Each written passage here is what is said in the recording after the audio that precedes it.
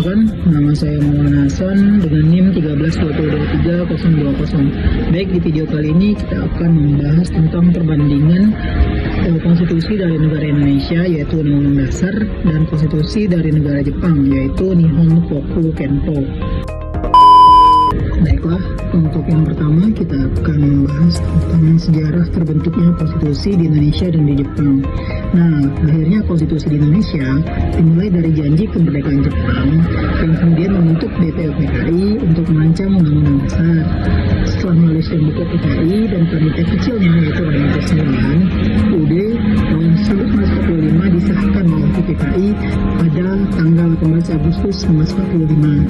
Sehari setelah pembacaan proklamasi yang dibacakan oleh Bapak Presiden kita saat itu yaitu Bapak Insinyur Soekarno.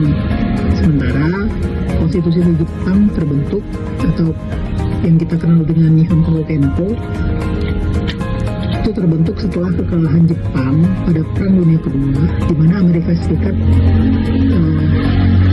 menduduki Jepang dan juga menyusun konstitusi dari Jepang tersebut.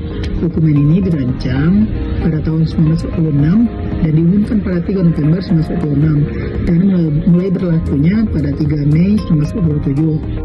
Baiklah, yang kedua kita akan membahas tentang persamaan dan perbedaan konstitusi Indonesia dan konstitusi Jepang.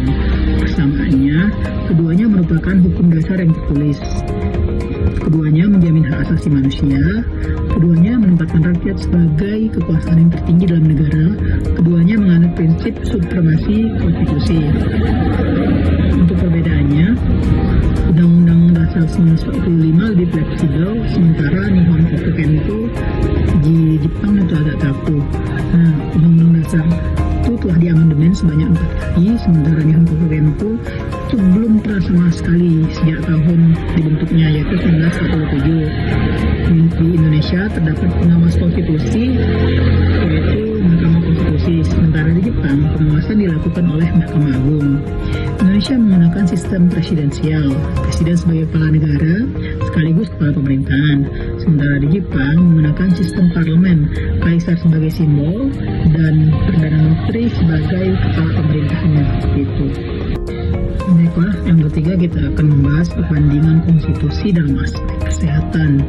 Nah, Indonesia dalam Undang-Undang 1945 terutama setelah diamandemen, hak atas kesehatan diakui sebagai bagian dari hak asasi manusia. Hal ini tercantum dalam pasal 28H ayat 1 yang menyatakan bahwa setiap orang berhak hidup sejahtera lahir dan batin, bertempat tinggal dan mendapatkan lingkungan hidup yang baik dan juga sehat, serta memperoleh pelayanan dari kesehatan. Nah, kebijakan yang dibuat Indonesia itu apa? Kebijakan yang dibuat adalah BPJS Kesehatan. Sementara Jepang tidak secara eksplisit menyebutkan istilah kesehatan, tapi hak tersebut tercakup nih dalam pasal 25 yang menegaskan bahwa setiap orang berhak hidup layak dengan standar kehidupan minimum yang sehat dan sejahtera. Negara Jepang diwajibkan menjamin kesehatan rakyat melalui kebijakan sosial, ekonomi, dan juga kesehatan. Kebijakan yang dibuat oleh Jepang adalah National Health Insurance System. Itu. Baiklah, yang keempat kita akan membahas perbandingan konstitusi dalam aspek pendidikan. Di Indonesia tercantum dalam Undang-Undang Dasar 1945 pasal 31 bahwa di sana hak untuk setiap warga negara untuk mendapatkan pendidikan. Pendidikan dijadikan sebagai hak dasar yang wajib dipenuhi oleh negara secara gratis dan wajib pada tingkat dasar, menengah, atas, bahkan perguruan tinggi agar suatu tujuan nasional dari negara Indonesia dapat tercapai. Nah, tujuan dari nasional pendidikan Indonesia tercantum dalam alinea ke-4. Sementara di Jepang itu tidak secara eksplisit menyebutkan hak pendidikan sebagai kewajiban negara, tapi pendidikan tetap dianggap sebagai penting dalam pembangunan masyarakat. Pendidikan di Jepang lebih diatur oleh undang-undang sendiri seperti School Education Act dan berfokus pada sistem pendidikan nasional yang kuat. Pemerintah juga bertanggung jawab menyediakan sistem pendidikan yang berkualitas dan universal dengan penekanan pada pengembangan karakter, disiplin, dan kemampuan teknologi serta inovasi. Baiklah, yang kelima kita akan membahas perbandingan konstitusi konstitusi dalam aspek sosial dan budaya. Indonesia dalam Undang-Undang 1945 mengakui dan melindungi keberagaman budaya, suku, agama, dan adat istiadat bangsa Indonesia yang sangat pluralistik. Pasal 32 menegaskan bahwa negara memajukan kebudayaan nasional yang berbasis pada kearifan lokal dan nilai-nilai Pancasila.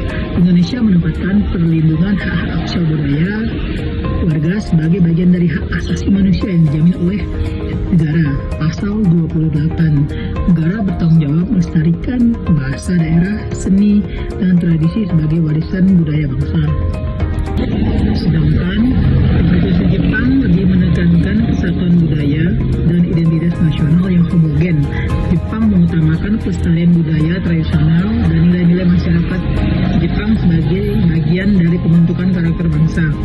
Jepang juga melindungi warisan budaya dan seni tradisional, tetapi pengaturannya lebih banyak melalui undang-undang khusus dan kebijakan pemerintah, bukan secara eksplisit dalam konstitusinya.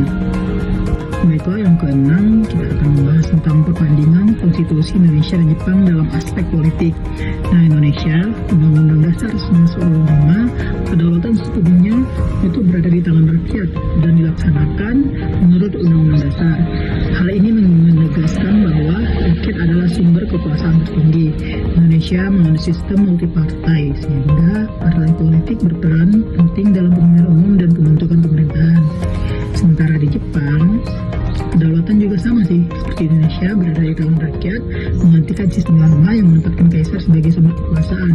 Namun, pelaksanaannya lebih menekankan demokrasi parlementer dengan peran dominan parlemen. Jepang juga menggunakan sistem multipartai, namun dalam praktiknya, partai konservatif liberal, demokrasi parti LDP mendominasi politik Jepang sejak 1955. Demokrasi Jepang bersifat stabil dan berorientasi pada kepentingan ekonomi serta kesejahteraan rakyat. Baiklah, yang ketujuh, kita akan membahas tentang perbandingan konstitusi dalam aspek ekonomi. Indonesia, ekonomi Indonesia mengacu pada pasal 33 Undang-Undang 1945 menggunakan sistem ekonomi dengan asas kekeluargaan dan gotong royong. Pemerintah Indonesia juga ikut andil nih dan dominan dalam mengatur serta mengelola ekonomi yang ada. Pemerintah berperan sebagai pelaku utama di sektor-sektor strategis, misalnya energi, pertambangan, perbankan, milik negara. Konsepnya sering disebut ekonomi berorientasi pada kesejahteraan sosial. Sementara di Jepang, perekonomian itu tidak diatur secara langsung dalam konstitusi, namun tetap memiliki prinsip yakni demokrasi, hak asasi manusia, dan perdamaian.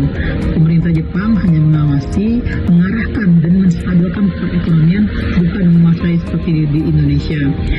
Negara hanya mengatur melalui kebijakan fiskal dan moneter, bukan kepemilikan langsung atas alat reproduksi.